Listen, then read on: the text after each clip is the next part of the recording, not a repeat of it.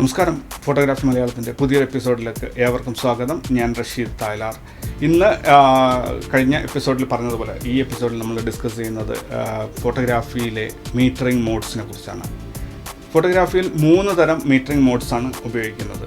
എന്താണ് metering modes എന്ന് നിങ്ങൾക്കെല്ലാവർക്കും ഒരു ധാരണ ഉണ്ടാകും എന്ന് പ്രതീക്ഷയാണ് ഞാൻ പറയുന്നത്. അതിനെക്കുറിച്ച് അറിയാത്തവർക്കാണെങ്കിൽ, ഫോട്ടോ എടുക്കാൻ വേണ്ടി നിങ്ങൾ ലെൻസിലൂടെ പ്രകാശം കടന്നു വരുമ്പോൾ നിങ്ങളുടെ ക്യാമറ സെറ്റിങ്സും കടന്നു വരുന്ന പ്രകാശവും തമ്മിൽ ഒരു കമ്പാരിസൺ നടക്കുന്നുണ്ട്. ഈ പ്രകാശം നമുക്ക് നല്ല തെളിച്ചമുള്ള ഒരു പിക്ചർ കിട്ടാൻ മതിയാകുമോ ഇല്ലയോ എന്നുള്ളത് ക്യാമറയുടെ അകത്തുള്ള ഡാറ്റാബേസും അവൈലബിൾ ലൈറ്റിൻ്റെ റീഡ് ഔട്ടും എടുത്തിട്ട് ക്യാമറ പ്രോസസ്സർ കമ്പയർ ചെയ്തിട്ട് ഒരു റിസൾട്ട് എഴുതുന്നുണ്ട്. അതാണ് നിങ്ങളുടെ ക്യാമറയുടെ അടിയിൽ ഒരു ഗ്രാഫ് അല്ലെങ്കിൽ ഒരു ബാറായിട്ട് നിങ്ങൾക്ക് കാട്ടുന്നത്. അത് ലെഫ്റ്റ് സൈഡിലോട്ട് പോകുകയാണെങ്കിൽ ചിത്രം ഇരുണ്ട് പോകും, വലതുവശത്തോട്ട് പോകുകയാണെങ്കിൽ ചിത്രം ബ്രൈറ്റായി ഓവർ ലൈറ്റ് വരും. സെൻറ്ററിൽ അത് 0-ൽ നിൽക്കുകയാണെങ്കിൽ പ്രോപ്പറായിട്ട് എക്സ്പോഷർ അല്ലെങ്കിൽ ഒരു ചിത്രം കിട്ടും എന്നാണ് പറയപ്പെടുന്നത്. പല സിറ്റുവേഷനിലും ഈ മീറ്ററിംഗ് റീഡിങ്ങുകൾ തെറ്റാറുണ്ട്. അതുകൊണ്ട് ചിത്രം എങ്ങനെ വേണമെന്നുള്ളത് ആസ് എ ഫോട്ടോഗ്രാഫർ നിങ്ങൾ തന്നെ തീരുമാനിക്കുക.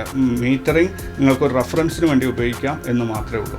അപ്പോൾ ഇവിടെ തരുന്ന ഈ മീറ്ററിംഗ് റീഡുകൾ എന്തിനടിസ്ഥാനപ്പെടുത്തിയാണ് ആ റീഡിങ് നമുക്ക്, അല്ലെങ്കിൽ ഈ ചിത്രം അണ്ടറാണോ ഓവറാണോ എന്ന് നമ്മളോട് പറയുന്നത് എന്ന് നമുക്ക് മനസ്സിലാക്കി നമ്മൾക്ക് അറിഞ്ഞിരിക്കണം. എങ്കിൽ മാത്രമേ ഇതിനെ ഡിപ്പെൻഡ് ചെയ്യാൻ പറ്റുമോ ഇല്ലയോ എന്നുള്ളത് നമുക്ക് തീരുമാനിക്കാൻ പറ്റുള്ളൂ. അപ്പോൾ ആദ്യമായിട്ട് ഈ ഗ്രാഫ് അല്ലെങ്കിൽ മീറ്ററിംഗ് എക്സ്പോഷർ മീറ്റർ അതെങ്ങനെയാണ് വർക്ക് ചെയ്യുന്നത്, അല്ലെങ്കിൽ അതിനെ എന്തിനടിസ്ഥാനപ്പെടുത്തിയാണ് അത് പ്രവർത്തിക്കുന്നത് എന്ന് മനസ്സിലാക്കാം. മീറ്ററിങ്ങിനെ കുറിച്ച് പറയുമ്പോൾ പ്രത്യേകം പറയേണ്ട ഒരു കാര്യമുണ്ട്. എന്താണെന്ന് പറഞ്ഞാൽ, നിങ്ങളുടെ ഫ്രെയിമിൽ നിന്നും റിഫ്ലക്റ്റ് ചെയ്യുന്ന പ്രകാശം എങ്ങനെയാണ് ക്യാമറ റീഡ് ചെയ്യേണ്ടത് എന്ന് നിങ്ങൾ ക്യാമറയ്ക്ക് നിർദ്ദേശം കൊടുക്കണം. അതായത് ഈ വരുന്ന എൻറ്റയർ ഫ്രെയിമിലുള്ള പ്രകാശം റീഡ് ചെയ്യണോ, അല്ല ഒരു സ്പെസിഫിക് ഏരിയയിൽ നിന്ന് റീഡ് ചെയ്യണോ, ഇങ്ങനെ നിങ്ങൾ ക്യാമറയ്ക്ക് നിർദ്ദേശം കൊടുക്കുന്നതിനനുസരിച്ചാണ് ഈ ലെൻസിലൂടെ കടന്നു വരുന്ന പ്രകാശത്തെ നിങ്ങളുടെ ക്യാമറ സെറ്റിങ്സുമായി കമ്പയർ ചെയ്തിട്ട് ഈ എക്സ്പോഷർ മീറ്ററിൽ നിങ്ങൾക്കൊരു റിസൾട്ട് തരിക. അപ്പോൾ ആ ക്യാമറയോട് കൊടുക്കുന്ന എവിടെ നിന്ന് പ്രകാശം റീഡ് ചെയ്യണമെന്ന് കൊടുക്കുന്ന നിർദ്ദേശത്തെയാണ് മീറ്ററിംഗ് മോഡ്സ് എന്ന് പറയുന്നത്. ക്യാമറയിൽ പ്രധാനമായിട്ടും 3 വിധത്തിലുള്ള മീറ്ററിംഗ് മോഡ്സാണ് ഉപയോഗിക്കുന്നത്. അതിൽ ആദ്യത്തേതാണ് സ്പോട്ട് മീറ്ററിംഗ്. സ്പോട്ട് മീറ്ററിംഗ് എന്ന് പറഞ്ഞാൽ നിങ്ങൾ എവിടെയാണോ ഫോക്കസ് ചെയ്യുന്നത്, നിങ്ങൾ ക്യാമറയിൽ ഒരുപാട് ഫോക്കസ് പോയിന്റുകൾ ഉണ്ടാവും. അതിൽ ഏത് ഉപയോഗിച്ച് കഴിഞ്ഞാലും എവിടെയാണോ ഫോക്കസ് ചെയ്യുന്നത് അതിൻ്റെ സറൗണ്ടിങ്ങുള്ള 3.5% അതായത് നിങ്ങളുടെ എൻറ്റയർ ഫ്രെയിമിൻ്റെ 3.5% ഏരിയയിൽ, ആ ഫോക്കസ് പോയിൻറ്റിൻ്റെ സറൗണ്ടിങ്ങിലായിട്ടുള്ള ഏരിയയിൽ നിന്നുള്ള പ്രകാശം റീഡ് ചെയ്തിട്ട് നിങ്ങളുടെ ക്യാമറ സെറ്റിങ്സുമായി കമ്പയർ ചെയ്തിട്ട് ആ പ്രകാശത്തിൻ്റെ തോതിനനുസരിച്ച് നിങ്ങൾക്ക് നല്ല തെളിച്ചമുള്ളൊരു പിക്ചർ കിട്ടുമോ ഇല്ലയോ എന്ന് ക്യാമറ പറഞ്ഞു തരുന്ന ഒരു രീതിയാണ് സ്പോട്ട് മീറ്ററിംഗ്.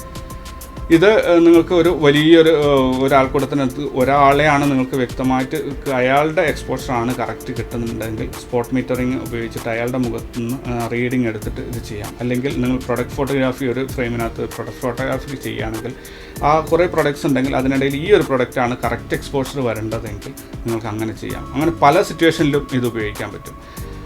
രണ്ടാമത് വരുന്ന ഒരു മീറ്ററിംഗ് മോഡാണ് പാർഷ്യൽ മീറ്ററിംഗ്. ഇത് കാനൺ യൂസേഴ്സിന് മാത്രമാണ് ഈ ഒരു മീറ്ററിംഗ് കിട്ടുന്നത്. അതായത് എവിടെയാണോ നിങ്ങൾ ഫോക്കസ് ചെയ്യുന്നത് ആ ഏരിയയിലുള്ള, അല്ലെങ്കിൽ ആ ഫ്രെയിമിൻ്റെ 8 to 10%, മാക്സിമം 10% ഏരിയയിലുള്ള ഫോക്കസ് പോയിൻ്റ് സറൗണ്ടിങ്ങിലുള്ള 10% ഏരിയയിലുള്ള ലൈറ്റ് റീഡ് ചെയ്ത് അത് നിങ്ങളുടെ ക്യാമറയിലേക്ക് കമ്പയർ ചെയ്ത് റിസൾട്ട് ചെയ്യുന്ന ഒരു രീതിയാണ് പാർഷ്യൽ മീറ്ററിംഗ്. ഇത് കാനൺ ക്യാമറയിലാണ് കാണുന്നത്. ഇതിന് പകരമായിട്ട് നിക്കോൺ ക്യാമറാസിൽ സ്പോട്ട് മീറ്ററിങ്ങിൻ്റെ ഡയമീറ്റർ കൂട്ടാനും കുറക്കാനുള്ള ഒരു ഓപ്ഷൻ ഉണ്ട്. അപ്പോൾ തീർച്ചയായിട്ടും ഇതിനെ ഈ പാർഷ്യൽ മീറ്ററിങ്ങിന് പകരമായിട്ട് ആ സിസ്റ്റം നിങ്ങൾക്ക് ഉപയോഗിക്കാൻ പറ്റുന്നതാണ്. സ്പോട്ട് മീറ്ററിങ്ങിൽ ഇപ്പോൾ നോർമലി ഒരു 6% മുതൽ 12% വരെയും അതിൻ്റെ സ്പോട്ട് മീറ്ററിങ്ങിൻ്റെ സൈസ് മാറ്റാനുള്ള ഒരു ഓപ്ഷൻ നിക്കോൺ ക്യാമറാസിൽ കിട്ടുന്നുണ്ട്. അതെല്ലാ ക്യാമറയിലും ഉണ്ടോ എന്നുള്ളത് എനിക്ക് വ്യക്തമായിട്ട് അറിയില്ല, പക്ഷേ ഞാൻ ഉപയോഗിച്ച ക്യാമറകളിൽ ഉണ്ടായിരുന്നു. പക്ഷേ നിങ്ങൾ എവിടെയാണോ ഫോക്കസ് ചെയ്യുന്നത് അവിടെ നിന്ന് 8 to 10% ഏരിയയിലുള്ള ലൈറ്റ് റീഡ് ചെയ്തിട്ട്, സ്പോട്ട് മീറ്ററിങ്ങിൻ്റെ സെയിം സിസ്റ്റം തന്നെയാണ്, വർക്കിംഗ് രീതി തന്നെയാണ്, പക്ഷേ അതിനേക്കാളും ഏരിയ കുറച്ച് കൂടുതൽ ഏരിയയിലുള്ള ലൈറ്റ് ഇത് റീഡ് ചെയ്തെടുക്കുന്നത്. അതാണ് അതിൻ്റെ ഡിഫറൻസ്. മൂന്നാമത് വരുന്ന ഒരു മീറ്ററിംഗ് മോഡാണ് centre weighted average. Centre weighted average നിങ്ങൾ എവിടെ ഫോക്കസ് ചെയ്യുന്നു എന്നുള്ളത് ഒരു വിഷയമല്ല ക്യാമറയ്ക്ക്. ക്യാമറയുടെ സെൻറ്ററിലുള്ള ഫോക്കസ് പോയിന്റിൽ നിന്നും ഫ്രെയിമിൻ്റെ 18% ഏരിയയിലുള്ള ലൈറ്റ് റീഡ് ചെയ്തിട്ട് അതിനനുസരിച്ച് നിങ്ങളുടെ എക്സ്പോഷർ സെറ്റ് ചെയ്യുന്ന, അല്ലെങ്കിൽ എക്സ്പോഷർ മീറ്ററിൽ റീഡിങ് കാണിച്ചു തരുന്ന ഒരു രീതിയാണ് സെൻറ്റർ വെയ്റ്റഡ് ആവറേജ്. അപ്പോൾ ഇത് ഉപയോഗിച്ച് കഴിഞ്ഞാൽ എന്താണ്, നിങ്ങൾ എവിടെ ഫോക്കസ് ചെയ്ത് കഴിഞ്ഞാലും നിങ്ങൾക്ക് ഫോക്കസ് ഒരു സ്ഥലത്തും മീറ്ററിങ് വേറെ സ്ഥലത്തുമായിട്ടാണ് കിട്ടുക. അപ്പോൾ സെൻറ്ററിലുള്ള ലൈറ്റിനനുസരിച്ചാണ് നിങ്ങളുടെ എക്സ്പോഷർ മാറുകയും വരികയും ചെയ്യുക, ഫോക്കസ് എവിടെ ചെയ്ത് കഴിഞ്ഞാലും. അതാണ് ഈ ഒരു സെൻറ്റർ വെയ്റ്റഡ് ആവറേജിൻ്റെ ഒരു പ്രത്യേകത.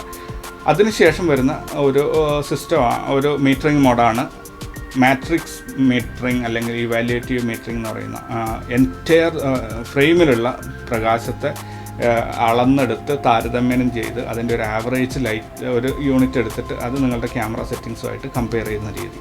അതായത് നിങ്ങളുടെ എൻറ്റയർ ഫ്രെയിമിനെ 64 അല്ലെങ്കിൽ അതിൽ കൂടുതലോ സോണുകളായി ചെറിയ ബോക്സുകളായി തിരിച്ചിട്ട് അതിൽ നിന്ന് ഓരോ ഏരിയയിൽ നിന്നും കിട്ടുന്ന റീഡിങ് ലൈറ്റിൻ്റെ റീഡിങ്ങുകൾ എടുത്ത് അതിൻ്റെ ആവറേജ് വെച്ച് നിങ്ങളുടെ ക്യാമറ സെറ്റിങ്ങായിട്ട് കമ്പയർ ചെയ്യുന്നത്. പലപ്പോഴും സീനറീസും അങ്ങനെയുള്ള സംഭവങ്ങളൊക്കെ എടുക്കുമ്പോൾ ആൾക്കാർ ഉപയോഗിക്കാറുണ്ട്.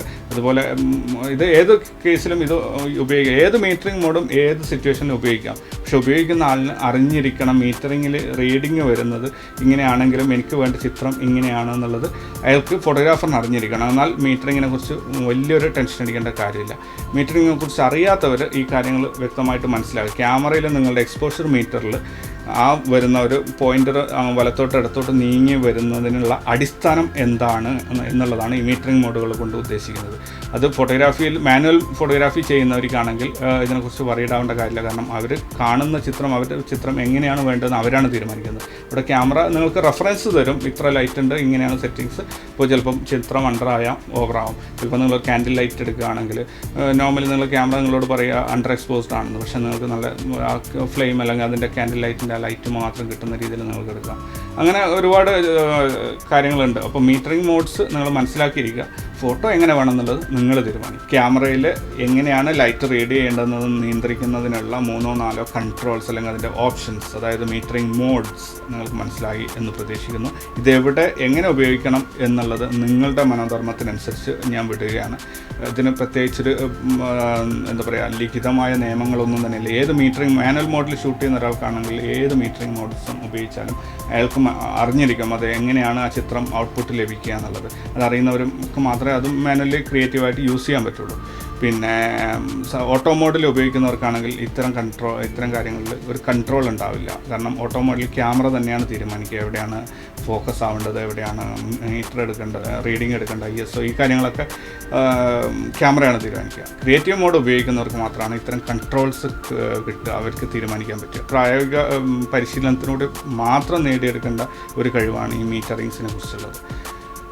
അപ്പോൾ എല്ലാവരും പരീക്ഷിക്കുക, നല്ല നല്ല ഫോട്ടോസ് എടുക്കുക, ഷെയർ ചെയ്യുക. നമ്മുടെ ഗ്രൂപ്പിൽ ഫേസ്ബുക്കിൽ ഗ്രൂപ്പുണ്ട്, അതുപോലെ വാട്സപ്പിൽ ക്ലാസ്സസ് ഉണ്ട്, ഒരുപാട് ഓപ്ഷൻസ് ഉണ്ട് നിങ്ങൾക്ക് പഠിക്കാൻ വേണ്ടിയിട്ട്. ഫോട്ടോഗ്രാഫി മലയാളത്തിൻ്റെ ഈ ചാനൽ നിങ്ങളുടെ കൂട്ടുകാർക്കായിട്ട് ഷെയർ ചെയ്യുക, നിങ്ങൾ സബ്സ്ക്രൈബ് ചെയ്യുക, കൂടുതൽ ആൾക്കാരിലേക്ക് എത്തിക്കുക. ഇത് ഒരു അറിവ് ഷെയർ ചെയ്യുന്ന ഒരു പ്ലാറ്റ്ഫോമാണ്. പരമാവധി നിങ്ങൾക്ക് പറ്റുന്ന രീതിയിൽ സഹകരിക്കുക. Thank you very much.